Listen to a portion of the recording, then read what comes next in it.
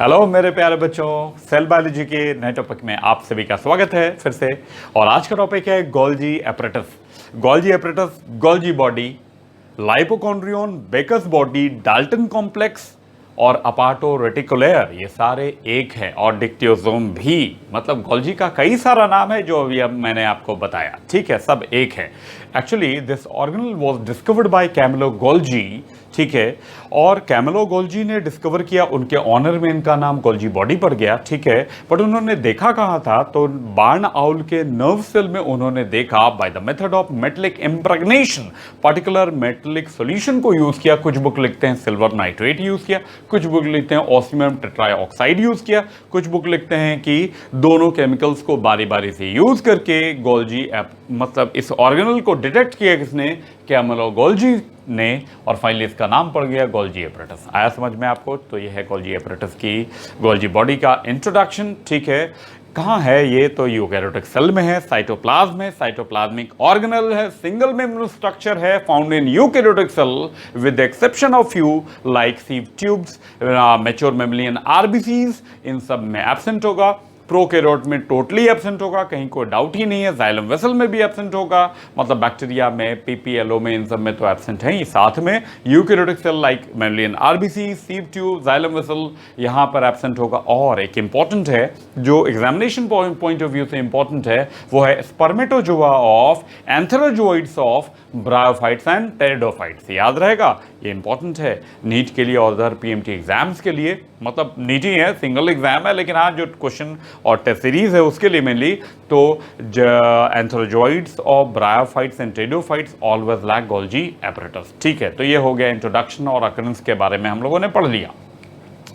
अब ये साइटोप्लाज्म में जहां पे होता है वहां पे दूसरे ऑर्गेनल इसके नजदीक में नहीं पाए जाते, मतलब there is devoid of other organelle near its proximity. That zone of cytoplasm is called zone of exclusion. क्या कहलाता है? जोन ऑफ एक्सक्लूजन कहलाता है, समझा? जहां गोल्जी होता है, दूसरे ऑर्गेनल एब्सेंट होते हैं, वो जोन कहलाता है जोन ऑफ एक्सक्लूजन। तो ये हो गया गोल्जी के बारे में, ठीक है। कहां है लोकेशन? साइटोप्लाज्मिक है। अब अगर हम लोग बात करें कि ऑकरेंस के बारे में बात हो गया, सिंगल स्ट्रक्चर है। और अगर हम लोग बात करें भी स्ट्रक्चरल कंपोनेंट में, तो in Golgi there are 4 main components. कितने मेन कंपोनेंट है? तो 4 मेन कंपोनेंट हैं, ठीक है। अच्छा, एक दो बात और पहले मेंशन करना जरूरी है। ये जो हम लोगों ने पढ़ा था एंडोमेम्ब्रेन सिस्टम, एंडोमेम्ब्रेन सिस्टम में 4 ऑर्गेनल थे, ईआर, गोल्जी, लाइसोसोम और वैक्यूल। ये सेकंड मेंबर है, पार्टनर है एंडोमेम्ब्रेन सिस्टम में ईआर का, ठीक है।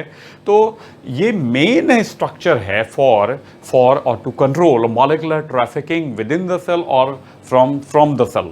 मतलब सेल के अंदर जो मॉलिक्यूल को डेस्टाइन पोजीशन पे भेजना है, इसका मेन प्रिंसिपल डायरेक्टर कौन है, मिडलमैन ऑफ द सेल कौन है? तो वो है गोल्जी एपरेटस। याद रहेगा, ये मिडलमैन ऑफ द सेल कहलाता है, ठीक है। कई सारे एंजाइमेटिक रिएक्शंस इसके अंदर होते हैं। पर्टिकुलरली जो एंजाइमेटिक रिएक्शन है इसका नाम है ग्लाइकोसाइलेशन एंड ग्लाइकोसाइडेशन। क्या है ग्लाइकोसाइलेशन एंड ग्लाइकोसाइडेशन? वेट कीजिए, जस्ट आ जाएंगे थोड़ी देर में, हम लोग पढ़ेंगे glycosylation and glycosidation. But the main function of Golgi to perform glycosylation and glycosidation. याद रहेगा, ठीक है। और कुछ एंजाइम जो हैं, अगर पर्टिकुलर मार्कर एंजाइम पहचान अगर बोले तो गोल्जी की वो क्या है?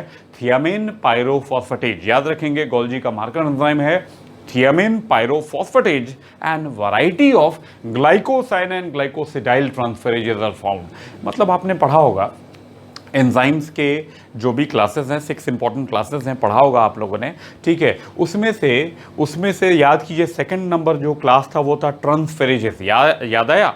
तो ट्रांसफेरेजेस मेनली यहाँ पे ट्रांसफेरेजेस टाइप ऑफ एंजाइम है जो शुगर का ट्रांसलोकेशन करते हैं, ट्रांसफर करते हैं to the substrate. So collectively they are called sugar transferases, glycosyl transferases, ठीक है। तो गोल्जी में कौन से एंजाइम हैं? तो ग्लाइकोसाइल ट्रांसफरेजेस हैं, ग्लाइकोसिडाइल ट्रांसफरेजेस हैं। अब स्ट्रक्चरल कंपोनेंट के बारे में हम लोग बात कर रहे थे, तो 4 कंपोनेंट हैं इसमें। एक है सिस्टर्नी, दूसरा है ट्यूब्यूल्स, तीसरा है वेसिकल्स और फोर्थ है वैक्यूल्स। चलिए हम लोग आ गए हैं अब अल्ट्रास्ट्रक्चर में। Ultrastructure of Golgi body, it consist of 4 components. 4 component होते हैं गोल्जी में, 4 नाम हैं, cisternae, tubules, vesicles and vacuole, ठीक है। सबसे पहले आते हैं सिस्टर्नी। याद कीजिए ईआर में हम लोगों ने सिस्टर्नी पढ़ा था, ट्यूब्यूल्स वहाँ भी था, वेसाइकल वहाँ भी था। वहाँ 3 कंपोनेंट थे, यहाँ 4 कंपोनेंट है। इस फिगर में आप देख सकते हैं, यहाँ सिंबॉलिक हमने ER बनाया है, न्यूक्लियर मेम्ब्रेन से अटैच्ड है। ये रहा सिस्टर्नी, ये रहा ट्यूब्यूल्स और ये थर्ड है वेसाइकल्स। ठीक है, ऐसा कई बार देखा गया है कि ER से ही कनेक्टेड होता है गोल्जी, ये अलग भी हो सकता है। बताया हमने जहाँ गोल्जी होता है इसके नियर बाई, इसके नियरेस्ट लोकेशन में दूसरे ऑर्गेनल एब्सेंट होते हैं। The zone of cytoplasm is called zone of exclusion, जैसा बताया आपको। ठीक है, तो यहाँ देखें कि ER में भी सिस्टर्नी है, गोल्जी में भी सिस्टर्नी है, लेकिन दोनों में फ़र्क क्या है कि गोल्जी के सिस्टर्नी थोड़े कर्व्ड होंगे और विथ स्वोलन एंड्स होंगे, एंड पे क्या होंगे, फुले हुए होंगे। ये इंपॉर्टेंट डिफरेंस है। दूसरा डिफरेंस क्या होगा, ER के सिस्टर्नी पैरेलल होंगे और ये कर्व्ड होंगे। ये 2 बातें हो गई, कर्व्ड हो गए और क्या हुआ, स्वोलन एंड्स वाले होंगे। ठीक है, और यहाँ पर जो है सिस्टर्नी कनेक्टेड भी हो सकते हैं और नॉट कनेक्टेड भी। ठीक है, जैसे cisternae are not connected in case of fungi and plant called dictyosome. समझना है, यहाँ पे देखिए तो यहाँ ध्यान दीजिए, ये एक सिस्टर्नी है, दूसरा सिस्टर्नी, ये तीसरा सिस्टर्नी, ये 3 सिस्टर्नी हमने सिंबॉलिक दिखाया है। नंबर हाईली वेरिएबल है, अप टू 20 भी जा सकता है। नॉर्मल अगर देखें तो 6, 7, 8 नॉर्मल अकरेंस है और 20 तक जा सकता है। मिनिमम 3 भी हो सकता है और सिंगल भी हो सकता है। क्या मतलब है, सिंपल समझना है आपको। एक सिस्टर्नी, दूसरा सिस्टर्नी, ये तीसरा, सारे इंटरकनेक्टेड हैं। लेकिन अगर सिस्टर्नी इंटरकनेक्टेड ना हो then unicisternal Golgi is called dictyosome. समझा आपने कि जब गोल्जी एक सिंगल सिस्टर्नी से रिप्रेजेंट होने लगे, that is called dictyosome. It is a feature of plants and fungi. समझा आपने, तो डिक्टियोसोम गोल्जी में फर्क यही है, सिस्टर्नी कनेक्टेड हो गए तो गोल्जी कहला रहा है और कनेक्टेड नहीं है तो ये कहलाता है dictyosome, particularly in plants and fungi. ठीक है, तो सिस्टर्नी मेजर पार्ट है जिसके हॉलो कैविटी को ल्यूमेन बोलते हैं, जैसा ER में था। और इसी ल्यूमिनल पार्ट में there is important processes like glycosylation and glycosidation. जैसा बताया अभी आपको, 2 मेन प्रोसेस है, ग्लाइकोसाइलेशन एंड ग्लाइकोसिडेशन, ये दोनों होता है। ठीक है, ऐसे समझे हम लोग। यहाँ ध्यान दीजिए, हम लोगों ने ER पढ़ा था। ER के थ्रू मान लीजिए सर्टेन ये प्रोटीन है, protein will move towards vesicle with the help, towards Golgi with the help of vesicle. Suppose कीजिए ये ER का वेसाइकल है और इसके अंदर प्रोटीन है, हमने रेड से दिखाया है, और ये चला कहाँ, गोल्जी के पास फॉर फर्दर प्रोसेसिंग। उसी तरह मान लीजिए, सपोज कीजिए SER से lipid containing vesicle will move towards Golgi. दिख रहा है आपको, है ना। तो ये बताइए मुझे कि ये वाला पार्ट जो है, ये जो कर्व्ड पार्ट दिख रहा है, जो क्या बोलते हैं इसको बताइए, कॉन्वेक्स पार्ट जो दिख रहा है आपको सबको। ये देखिए कॉन्वेक्स पार्ट, यहाँ देखिए, यहाँ ज़्यादा क्लियर है। ये देखिए, ये देख रहे हैं, ये देख रहे हैं, ये देख रहे हैं, ये देख रहे हैं, ये देख रहे हैं, convex part. Convex part is the receiving part, it receives vesicle from ER, है ना। और दिस वेसाइकल कंटेन प्रोटीन्स और लिपिड। अगर ये RER से आ रहा है तो प्रोटीन कंटेनिंग होगा, SER से आ रहा है तो लिपिड कंटेनिंग होगा, but will move towards Golgi and received by convex face. It is called cis face और फॉर्मिंग फेस। समझा आपने, जिस पार्ट से गोल्जी रिसीव करेगा वेसाइकल को, प्रोटीन कंटेनिंग और लिपिड कंटेनिंग वेसाइकल को, वो पार्ट, वो कॉन्वेक्स पार्ट क्या कहलाता है बताइए, फॉर्मिंग फेस, सिस फेस। आया समझ में, ठीक है। और प्रॉक्सिमल फेस भी इधर से नजदीक है, इसलिए क्या बोलेंगे, प्रॉक्सिमल फेस। तो बताइए ये जो पार्ट हम दिखा रहे हैं इस फिगर में, ये कौन सा पार्ट हुआ, cis part, proximal part, forming part, और ये कौन है, कॉनकेव है या कॉन्वेक्स है, तो ये है कॉन्वेक्स पार्ट। ठीक है, तो ये देखिए यहाँ पे सपोज कीजिए ये आ गया वेसाइकल और आके यहाँ फ्यूज हो गया, and then it pours protein inside the lumen of Golgi. Similarly, this vesicle containing lipid will pour lipid inside the lumen of the Golgi. ठीक है, here inside lumen proteins, ध्यान दीजिएगा, अब मैं लिख रहा हूं, proteins get converted into, will be converted into glycoprotein. Protein को क्या किस में कन्वर्ट कर दिया जाएगा, ग्लाइकोप्रोटीन्स में. And similarly lipids will be converted into glycolipid. तो पहले भी आप पढ़ चुके हैं और जानते होंगे what is glycolipid. Protein glycolipid lipid associated with sugar, मतलब व्हेन शुगर और carbohydrate is added in the form of oligosaccharide then lipid get converted into glycolipid. Similarly if sugar is added to protein then the resulting chemical is called glycoprotein. ठीक है, तो formation of glycoprotein by adding sugar to protein is called glycosylation. क्या बोलते हैं इसी को? Glycosylation. तो बताइए जल्दी, what is glycosylation? Conversion of protein into glycoprotein by adding sugar is called glycosylation. And what is glycosidation? Conversion of lipid into glycolipid by due to addition of sugar is called glycosidation. इसको क्या बोलेंगे? Glycosidation. और ये दो main function है Golgi के, Golgi glycosylation and glycosidation which occur inside lumen of Golgi. तो समझ गए होंगे आप गोल्जी के अंदर क्या हो रहा है. अब ये बताइए मुझे, ये सिस पार्ट है, इसके ये रिसीविंग पार्ट है, receiving part, cis part, proximal part, forming part. तो यहाँ पे आ गया, ये प्रोटीन में अंदर में चेंज होगा. ठीक है, ये स्टैक्ड जो सिस्टर्नी है इसको हम लोग कलेक्टिवली बोलते हैं. यहाँ तो हमने 3 ही दिखाया, बोला तो 8 भी हो सकता है और 30 तक भी जा सकता है. ठीक है, तो शुरू के जो कर्व्ड पार्ट होंगे, कर्व्ड सिस्टर नहीं होंगे, ये फॉर्म करेंगे सिस गोल्जी नेटवर्क. क्या कहलाएगा? Cis Golgi network. मतलब फ्यू सिस्टर नहीं associate together, work together for certain processing forming cis Golgi network. मतलब यहां पर जो कुछ सिस्टर ने मिलकर क्या बनाएंगे? सिस गोल्जी नेटवर्क. ठीक है, बीच वाले पार्ट में सर्टेन रिएक्शंस होते हैं, वो मीडियन गोल्जी नेटवर्क MGN, ऊपर वाला सिस गोल्जी नेटवर्क CGN. और फाइनली देखिए, after processing from this part vesicle and vacuole will appear. Mainly vacuole will appear. Vacuole मतलब बड़े बड़े साइज के निकलेंगे. किस पार्ट से? देखिए तो ये वाला पार्ट दिख रहा है आपको, ये मैंने बनाया. ये कौन सा पार्ट है बताइए? कॉन्वेक्स है या कॉनकेव है? कॉनकेव पार्ट है. This is called trans face. क्या कहलाता है ये? Trans face, distal face. और इसी को हम लोगों ने जैसे यहाँ सिस बोला तो ट्रांस हो गया, प्रॉक्सिमल तो डिस्टल फॉर्मिंग. ठीक है, तो यहाँ बोलेंगे मैच्योरिंग फेस. क्या बोलेंगे? मैच्योरिंग फेस बोलेंगे. तो इस पार्ट से मैच्योर जो आफ्टर प्रोसेसिंग प्रोटीन्स और लिपिड के होंगे वो रिलीज होंगे. किस पार्ट से? इस पार्ट से. तो यहाँ पे few cisternae are collectively regarded as trans Golgi network. समझा? यहाँ पे जो सिस्टर्नल पार्ट होंगे कलेक्टिवली क्या कहलाएगा? बोलो, ट्रांसगोल्जी नेटवर्क. यहाँ वाले पार्ट में जो सिस्टर्नी स्टैक्ड होंगे उनको बोलेंगे सिसगोल्जी नेटवर्क. और बीच वाले पार्ट में जो सिस्टर्नी रिमेनिंग होंगे वो कहलाएंगे मीडियन गोल्जी नेटवर्क. मतलब Golgi apparatus shows specific polarity. आपको समझना, ER में ऐसी पोलैरिटी नहीं थी, बट गोल्जी में हमेशा एक स्पेसिफिक पोलैरिटी है. क्या? Concave part is always towards plasma membrane और सेल मेम्ब्रेन. समझा आपने? कनकेव पार्ट हमेशा किधर होगा? प्लाज्मा मेम्ब्रेन और सेल मेम्ब्रेन की ओर. मतलब trans part, distal part, maturing part always located towards plasma membrane and the receiving part, cis part, proximal part is always towards nuclear membrane. आपने समझा कि गोल्जी हमेशा स्पेसिफिक पोलैरिटी शो करता है, पोलैरिटी शो करेगा.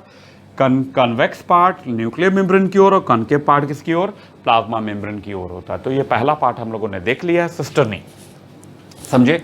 आगे बढ़ते हैं. सिस्टर्नी के बाद नेक्स्ट जो है वो ट्यूब्यूल्स है. ये ट्यूब्यूल्स देख रहे हैं, ये फेनेस्ट्रेशंस के through interwoven structure will arise from the cisternae called tubules. And from tubules due to pinching of small structure will appear called vesicles. ये क्या कहलाते हैं? छोटे छोटे स्ट्रक्चर्स क्या कहलाते हैं? वेसाइकल्स.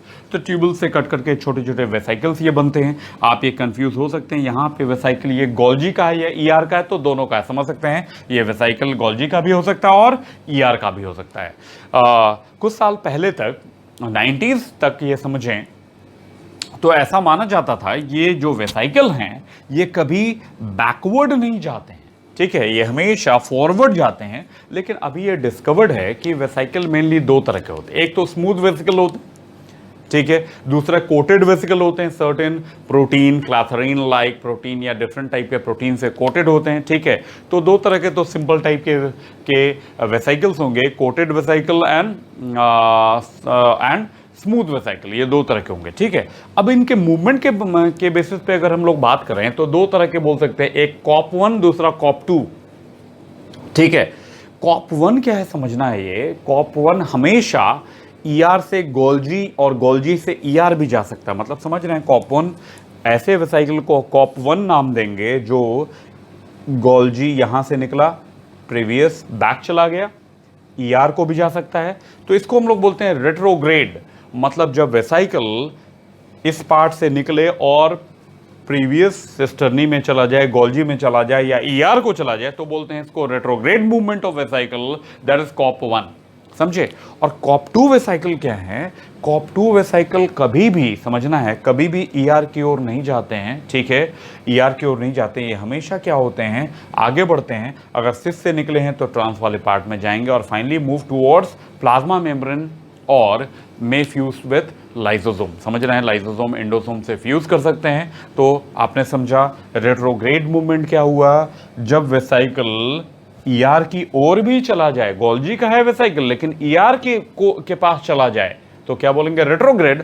और जब इस पार्ट से निकले और फॉरवर्ड गए जाए तो इसको बोलेंगे एंटेरोग्रेड। समझा। तो वेसाइकिल दो तरह के हो गए, रेट्रोग्रेड मूवमेंट वाले को बोलेंगे कॉप 1 और एंटेरोग्रेड जो आगे ही सिर्फ जाता है उसको क्या बोलेंगे बताइए, corp 2।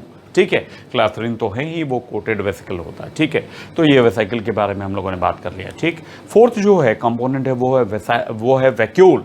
Vacuole is always found near to the trans face. समझना है आपको कि वैक्यूल कभी भी सिस पार्ट की ओर नहीं दिखता है, वैक्यूल हमेशा कहाँ दिखता है, ट्रांस पार्ट की ओर दिखता है। ये इंपॉर्टेंट है। मतलब जैसा बताया, गोल्जी स्पेसिफिक पोलैरिटी शो करता है and vacuoles always appear near to the trans face and some vacuole with hydrolytic enzyme becomes lysosome. Vacuole ही, क्योंकि याद कीजिए पढ़ा था, ER ही RER बनाता है lysosomal enzyme, then lysosomal enzyme move towards Golgi and after processing Golgi will produce lysosome. मतलब Golgi का ही vacuole with hydrolytic enzyme is considered as lysosome. तो ये हम लोगों ने पढ़ लिया अल्ट्रा स्ट्रक्चर। और यहां देख सकते हैं cis phase, trans phase, incoming, outgoing, secretory vesicle, ये सारी बातें हो गई है। 4 कंपोनेंट्स हैं, गोल्जियन वैक्यूल्स बोलेंगे। अब आ जाते हैं लास्टली फंक्शन में। तो फंक्शन तो बोल चुके हैं, ये प्रोसेस करता है, पैकेजिंग करता है, ट्रांसपोर्ट करता है, मॉडिफिकेशन करता है, तो और टारगेट करता है कि इस प्रोटीन को, इस ग्लाइकोप्रोटीन को, लिपिड को कहाँ जाना है। तो प्रोटीन टारगेटिंग में ये बताया ना, ये middle man of the cell है, ये principal director of molecular trafficking है। सेल के अंदर मॉलिक्यूल्स के ट्रैफिक को कंट्रोल करने में ये मेन रोल प्ले करता है, ये मास्टर है। समझ रहे हैं ना। ठीक है, उसके बाद ER के साथ मिलकर, ऐसे तो मेम्ब्रेन फैक्ट्री ER है लेकिन ये भी न्यूक्लियर मेम्ब्रेन, सेल मेम्ब्रेन के रिपेयर, रीजनरेशन, रिसाइकलिंग में मदद करता है। सेल वॉल फॉर्मेशन गोल्जी ही करता है, बहुत इंपॉर्टेंट है। कार्बोहाइड्रेट फॉर्मेशन कौन करता है? गोल्जी ही करता है। स्पर्म में जो एक्रोसोम होता है वो गोल्जी ही होता है, गोल्जी का ही मॉडिफिकेशन है। समझ रहे हैं। फिर जानते हैं ना, रूट कैप काफ़ी क्या बोलते हैं, स्लिमी टेक्सचर, स्लिमी म्यूसिलेज का सिक्रीशन करता है। म्यूसिलेज पैरेन्काइमा पाया जाता है, they secrete huge amount of mucilage. और mucilage formation, carbohydrate formation is the feature of Golgi, Golgi ही बनाता है। ठीक है, तो कई सारे फंक्शन हैं गोल्जी के, जैसे बताया, क्या क्या बताया। हाँ, सबसे इंपॉर्टेंट तो एक लाइन में बोलेंगे तो it helps in modification, transport, processing, targeting of proteins and lipid, important हो जाएगा। दूसरा होगा सिक्रीशन में, सिक्रेटरी ऑर्गेनल है, प्रिंसिपल डायरेक्टर मॉलिक्यूलर ट्रैफिकिंग है। उसके बाद बात किया acrosome formation, cell wall formation, carbohydrate formation, mucilage secretion, ये सब गोल्जी का इंपॉर्टेंट फंक्शन। लाइसोसोम फॉर्मेशन, ये भी गोल्जी का ही फंक्शन है। तो इस तरह से हम लोगों ने ओवरऑल देख लिया है।